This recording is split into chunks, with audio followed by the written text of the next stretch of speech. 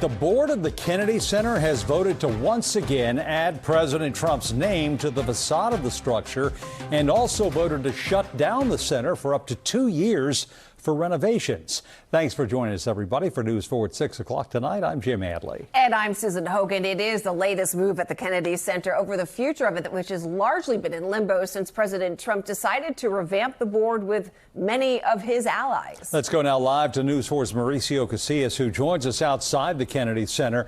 Mauricio, walk us through what the board's decisions mean.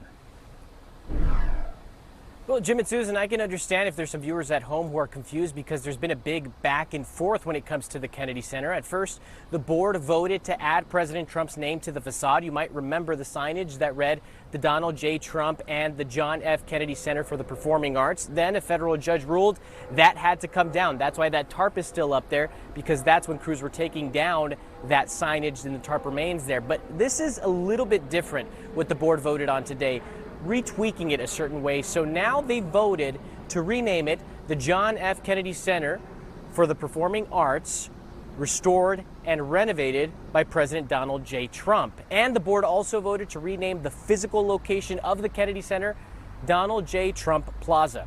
Now, all of this taking place during a board meeting online that was via Zoom, and that meeting was closed off to the public. Sources telling NBC News that the board voted 20-3 to put Trump's name back on the center's facade.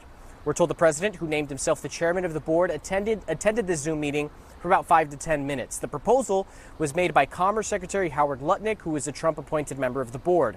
Now, let's walk you through that other vote in which the board voted to mostly close the main building for renovations for 2 years, with the operations being moved to a recent, smaller edition of the center that's known as the Reach. It's a move that the president and his allies have said was necessary for safety reasons. Democratic Congresswoman Joyce Beatty, who sits on this board and voted against both resolutions today, released a statement in opposition this afternoon that reads in part, quote, "This latest development is a transparent effort to circumvent the court's ruling and flies in the face of the statutes that Congress passed. I will continue to fight for this treasured national monument," end quote. Now, Beatty was actually part of a larger group that originally sued the Trump administration and his allies over the name change of the Kennedy Center, the original one, and over plans to renovate and close down the Kennedy Center. This same group says they will now fight these latest resolutions back in court. So what happens here remains to be seen. There is now litigation going on, appeals process, so it will be determined in the courts, but that is the very latest here from the Kennedy Center. Back to you. With all that's happening in the world, the eye's right back there. All right, Mauricio, thank you so much.